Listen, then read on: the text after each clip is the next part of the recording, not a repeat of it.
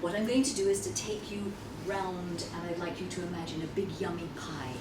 I am going to cut that yummy pie into 4 gorgeous quarters.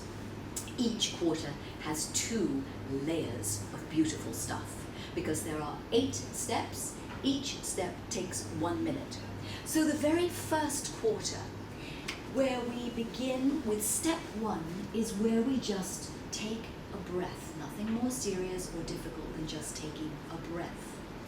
The breath automatically cuts through the stress processes that are triggered that were appropriate when a wildebeest was running after you. But I grew up in Bournemouth and I have never seen a wildebeest.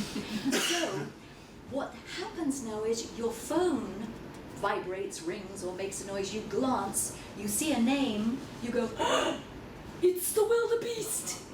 And everything about you immediately goes into a panic way, which undermines your functioning at every single level. The breath cuts right through and says, I'm grabbing a hold of the reins of your body. You can take control back. You do not need to go into that beginning negative spiral. Step 2, we say, right, there's a tremendous amount of research just coming out about what is happening now with the multi-functioning, with the fracturedness of our brains, with hopping from here to here to here. And it says, without doubt, everything is suffering because we're not picking on one thing and working just on it. We are losing the ability. Our brains are actually getting wired differently. That it means that in research that I just saw a little while ago, for some 3,000 people, people could not keep their concentration on one topic for more than 20 minutes. That was an excess amount of time. After that, they felt very uncomfortable. And so we really need to look at how do we get those reins back. Step 2 is very simple, and I'll actually have you do step 1 and step 2. Keep an eye on me to make sure that you can experience those 2 ones. So step 2 grabs a hold of the reins of your brain. So in step 1 and 2, you've said body, brain, I am in control. 2 minutes. Very, very powerful. Then what do? We've got the next 2 minutes, the 3rd and the 4th minute. And these are so important, because what we do in the 3rd and 4th minute is we think back over the last 24 hours, and we think of all of the times when we maybe said or responded in a way that we were not pleased with ourselves. Not that anybody else might have judged, but just we felt we could have done better. And it's not so that we go whack whack like this. It is so that we say, should that happen again, what would I have rather done? How would I have rather responded? And to take the lesson from it and then move on and let it go. We also go back over those last 24 hours to look at the successes. Because now that we're big boys and girls, I don't know, people don't often come up and go, Pat, you did a great job on filling in that form. Do they? And if you're like me, you don't have a gene to fill in forms. And I can tell you, I can sit on my desk, and when I finally get up the courage to do that, I want people in the entire world to go, well done, Vanda, you've done that form. So I have to do it for myself. I had a little success. I completed that form, finally, but I did it. So we're looking at balancing the positive and negative, because what happens otherwise? You go through a day, most things bubble along okay-ish. A few things maybe don't go quite as you wanted. What do you think about while you're driving home? That thing that didn't go well. What do you tell the dog about? Let me tell you, dear dog, what happened today? Da da da da. We make it out of proportion to everything else. And then the next thing you know is you say, people, how was yesterday? Terrible. How was last week? Don't go there. How was last month? It was a catastrophe. Your life? So before we know it, we've done these rather broad slashes. What we're looking at in minutes 3 and 4 is saying, let's put it into perspective. Let's go back, let's put it into perspective, learn the lessons, say thank you and goodbye, take the successes, hold on to them so that we can fight again another day when necessary. Right, and now we get to the 5th and 6th. This is very exciting. It's where we linked with CBT, cognitive behavioral therapy, if any of you have heard of it. It is taking the now moment. Go with me if you would and touch your thumb to your first finger. That is B, beat. We are looking for our beat. The B stands for body. E, second finger, stands for emotion. A, third finger, stands for action. Last little finger stands for thoughts. What you do right in the moment, and you can do this again when that phone starts and you see the wildebeest starting to come towards you, what you can just do is check body. Just like one of those gorgeous new scanners that they have in the airport that has a good look at you all the way through. You just go, zzz. I just wrote this book. It was a year in front of the computer, and I would stop.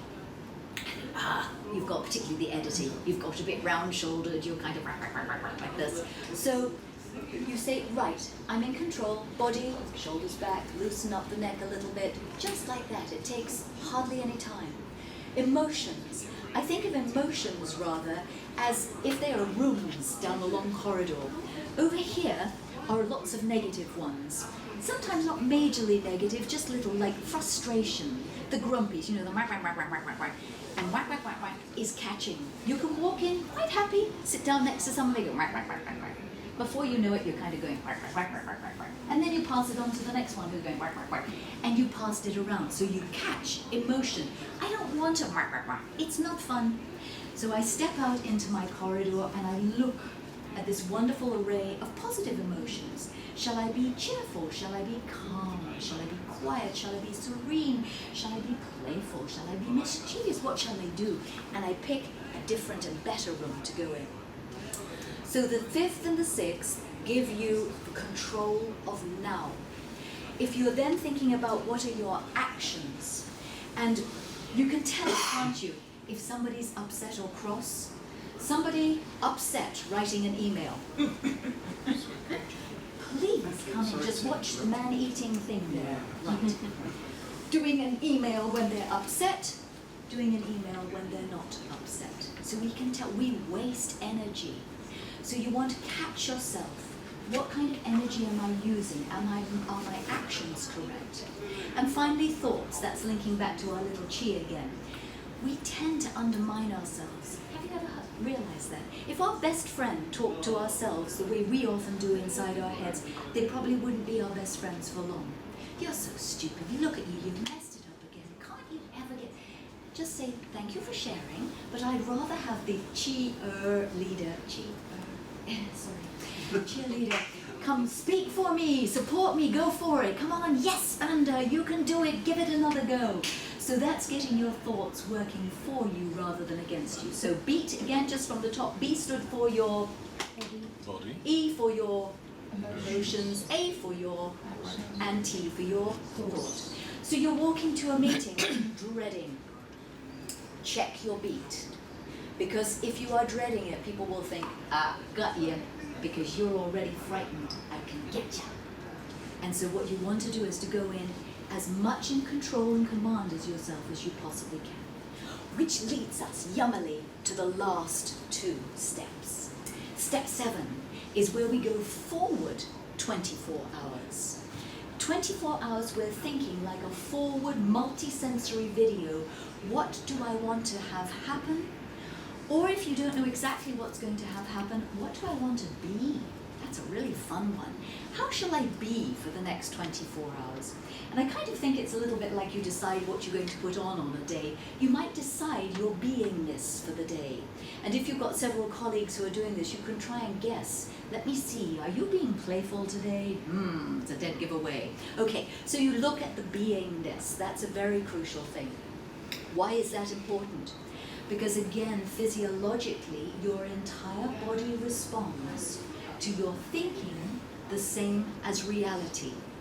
And let me just bring that to a reality for you. I also have a home in Palm Beach in Florida, where I have a beautiful lemon tree with gorgeous juicy lemons. And on a hot, sunny day, I love to walk into my garden, pluck one of these lemons, rub it between my hands and get that beautiful lemony aroma, take my thumb and just through the skin and squeeze and drink some lemon juice. Now, are any of you feeling just the teeny little response of lemon inside? Do you notice I have no lemon? Your entire physiological response is from your thought. It has made lemon real. If you are dreading the meeting tomorrow, then your entire physiological response is going to be dragging your brain, your body, every single thing inside of you down. So when you finally walk into that meeting, you are going to be the least possible prepared you could be. So do your best on the way. And the 8th and final step is a moment of gratitude. A moment of gratitude has been now shown with the research to do amazingly good things for us, to increase our immune system, to make us more resilient, and you then start to notice good things rather than the bad things. So a nice little minute just finishes you off beautifully. That's the 8 minutes. What is new is the fact that we've put them together so fast, so sharp. All of those you've probably done in some way, but it's the way we've put it together to have maximum power from the minimum amount of effort and the greatest amount of ease on your part.